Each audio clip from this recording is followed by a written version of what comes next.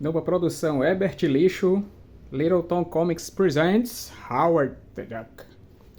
E aí, meu povo, minha pova, meus patos, minhas patas, belezuras, trazendo para vocês então um material bem diferente aí da Marvel, né? O Howard, o pato da Marvel, que tinha virado filme ali nos anos 80.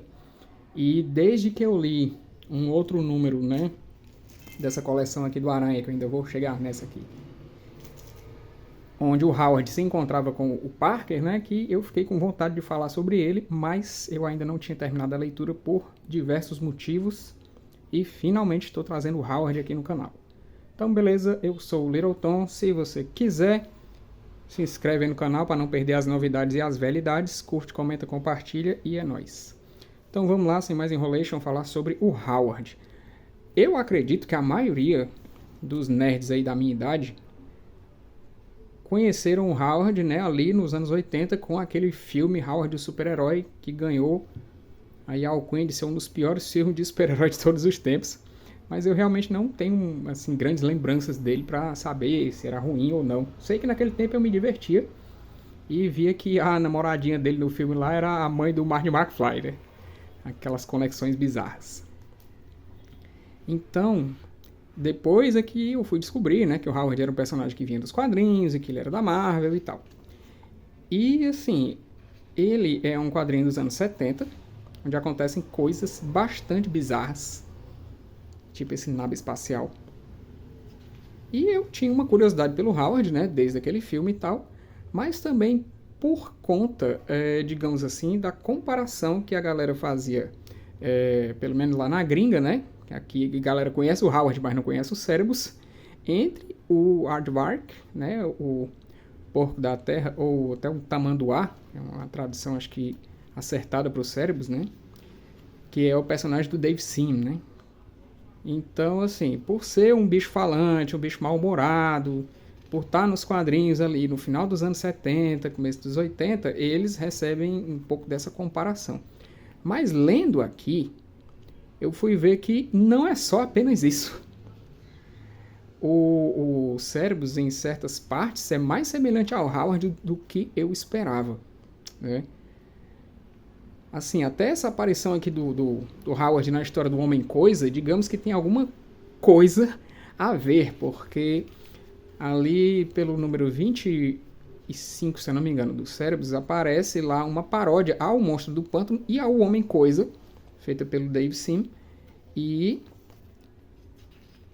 aqui temos, né? O Howard começa como um participante nas revistas do Homem-Coisa, né? Aqui, para vocês terem uma ideia, a história não está nem completa, né, da primeira revista onde ele aparece. Ó. A história aqui para nós é apresentada a partir do momento em que o Howard chega na história desse cara aqui. Eu não sei nem quem é esse lourão, pra vocês terem uma ideia. Mas aqui o editor da Panini explica, e essa parte aqui em texto explica, que é algo mais que faz eu lembrar dos Cérebros, porque o Cérebros também é conhecido por ter partes de texto. E eu ficava naquela, né, achando que era muito, assim, genialidade do Dave Sim, mas, pelo visto, né, ele bebeu, né, de mais fontes do que eu imaginava, e ele usou e abusou desse recurso de partes escritas do Howard, né, bastante, acho que até mais que o próprio Howard, porque pelo que a gente vê aqui, né, nas leituras dos extras, o Howard não foi um personagem que durou tanto, pelo menos em questão de ter uma revista própria. Ele ganhou um status bizarro, começou aparecendo como digamos assim, um tapa-buraco nas revistas do Homem-Coisa, né? Sempre era a história principal do Homem-Coisa e o Howard começou a aparecer com historinhas curtas no final da revista. Até que chegou um momento em que o Howard já estava tão popular, fazendo tanto sucesso com as histórias malucas dele, que a Marvel viu que era hora do personagem alçar voos maiores, né? O pato que voou para o sul, digamos assim. Então ele ganhou uma revista própria, depois de coisas bizarras como essa vaca vampira aqui. A galera achou que era um personagem legal e queria ver mais coisas dele. Agora não foi só pelas palhaçadas, né, que o Howard ganhou assim, uma projeção. O escritor dele aqui, o Steve Gerber, ou é Gerber, agora estou esquecido, ele aproveitava as histórias que ele escrevia para o Howard para fazer várias críticas à sociedade em geral, né? E com o passar do tempo, ele pegou briga também com a Marvel pelos direitos dele, né? O cara escreveu e tudo, criou o personagem e aquela coisa. Os personagens que são criados para quadrinhos por essas grandes empresas como a Marvel e a DC, eles são work made for hire. Né? O que é isso? Eles são um trabalho onde uma pessoa é contratada para realizar aquele trabalho. E por contrato, né, já está desde o início isso estabelecido, que o escritor inventar aqui é da empresa. No caso, então, é da Marvel. Howard é da Marvel. Mas isso na coisa da lei, né, do direito, acho que de uso, né? No caso, o Steve Gerber, ele teria o direito intelectual, né? Foi ele quem criou o Howard, foi ele que teve a ideia do Howard. Então, ele também é cria do Howard. Então, faz sentido que o autor receba royalties, né? Que ele receba direitos pelos personagens dele, né? Também esse o grande motivo de muita briga do Alan Moore, né, com a DC e os outros criadores, né, como por exemplo o Jerry Siegel e o Joe Shuster, né, que morreram e por um acordo aí com a justiça, as famílias deles, né, dos criadores do Superman, tiveram direito aí a alguma coisa. Mas, por exemplo, a gente sabe hoje em dia que o Peter David ele andou até hospitalizado aí, doente, né? O Jim Starlin, eu não sei se ele tem direito a muita coisa do Thanos, então, assim, é meio que, né, uma sacanagem com os autores, né, com os artistas. Pelo lado da empresa dá para entender. A empresa não tem coração, ela vai se defender de todo jeito e a lei, né, é aquela coisa, ela vai defender quem tiver condições de sustentar mais tempo um caso, como disse um amigo meu advogado. Só que isso trocando em miúdo, né? Quem tem mais grana sustenta mais tempo o caso, então acaba ganhando. Então, enfim, o Howard fez um bastante sucesso com as suas histórias malucas e várias críticas, né? Teve aqui alguns desenhistas diversos também, os desenhistas marrom legais. A melhor história dele, em questão de desenho, é essa aqui, que foi feita pelo John Buscema. Mas a arte final é de outro cara aí, Steve Lealoha. Então talvez o Buscema tenha feito mais, um lápis mais simples, talvez, esboçado e tudo. Né? E o Lealoha deixou muita marca dele aqui, né? Nos desenhos. Não desmerecendo o trabalho do cara, mas John Buscema, né? Conan e tal, é outra coisa. Aqui, essa cara que não tem como negar que é John Buscema, o estilo dele todo.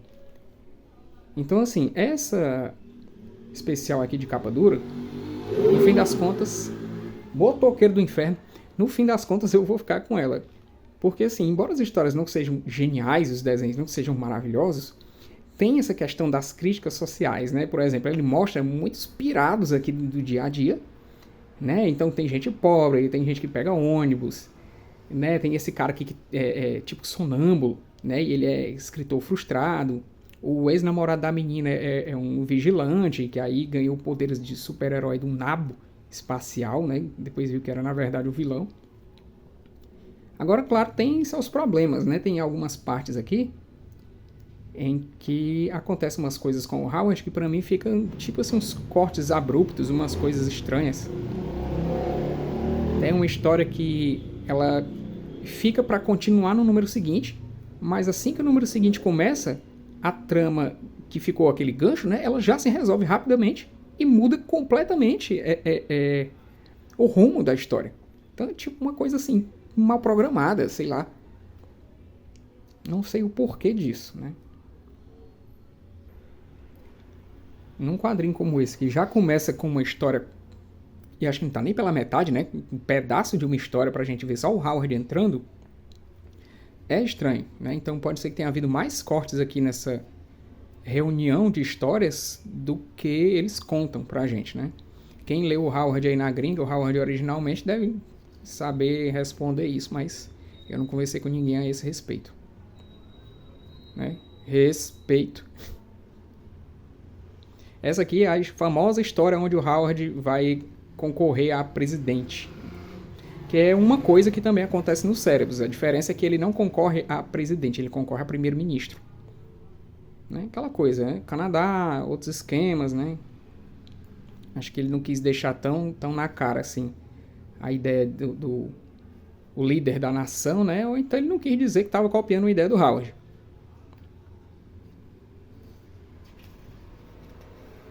Aí o Howard ele desiste, né? Porque ele começa a sofrer vários atentados. Então, nessa parte aqui foi que eu também senti que coisas faltaram. Por exemplo, aqui ele começa a história agradecendo o Doutor Estranho por algo que aconteceu em outra história que não está nesse encadernado. Então isso aqui para mim é uma falha grande. Essa história deveria estar aqui, faria sentido ela estar aqui. Pra gente entender o que aconteceu. Como é que o Howard pula desse final aqui, onde a galera, né, tá querendo aí ele para presidente e tudo, e de repente ele tá aqui se despedindo do Doutor Estranho. Pô, o que foi que aconteceu, né?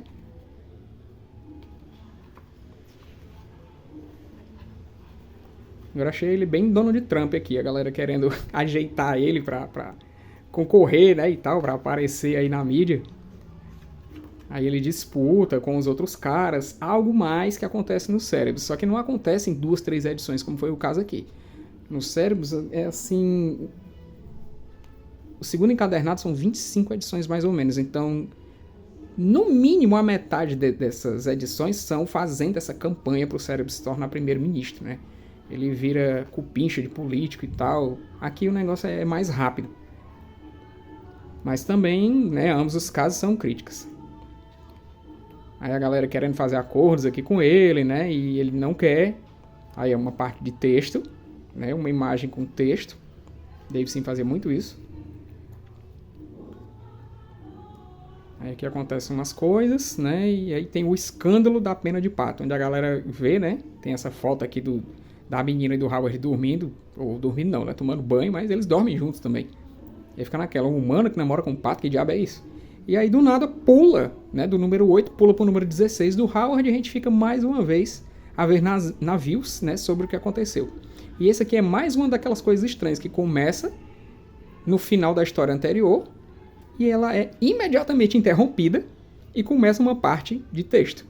E o Gerber, ele até assume aqui que ele não sabia o que fazer com essa edição, não me lembro se é porque ele não tinha tempo, né? Então ele começou a escrever aqui qualquer coisa e disse que ia ser assim, parte de texto né, splash page dupla, pra galera encher aí desenhando bobagem.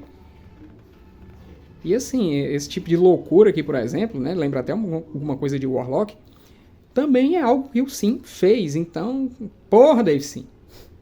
Tudo bem que ele expandiu demais a história dos Cérebros, ele usou isso aqui como uma coisa tão recorrente, né, durante os 26 anos que ele fez a coisa, que digamos que ele transformou a ideia num estilo. E não é obrigado ele ter visto no Howard. Eu estou julgando que ele viu no Howard porque eu estou lendo aqui e eu conheço os dois personagens, né? Conheci o Howard agora, mas eu conheço os Cérebros bastante bem, né? E me passou assim muita semelhança, sabe? Então a galera já fala mal do Dave Sim. Quem fala lá fora conhece ele melhor, né? Aí tem esse finalzinho aqui e tal, onde também a gente fica meio que dependendo de outras explicações para entender melhor o conceito, né, e o contexto do Howard.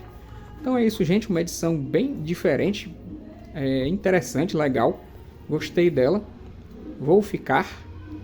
Aí se algum dia eu for vender, você já sabe, Banquinha do Little lá no Instagram, tudo que eu tenho para vender ou trocar, o que eu estou procurando, agora comecei a botar também, tá lá. Beleza? Então o Littleton vai ficando por aqui. Espero que vocês tenham achado interessante esse maluco desse Howard. E a gente se vê no próximo vídeo. Ou não, a gente não se vê, mas vai ter vídeo. Falou!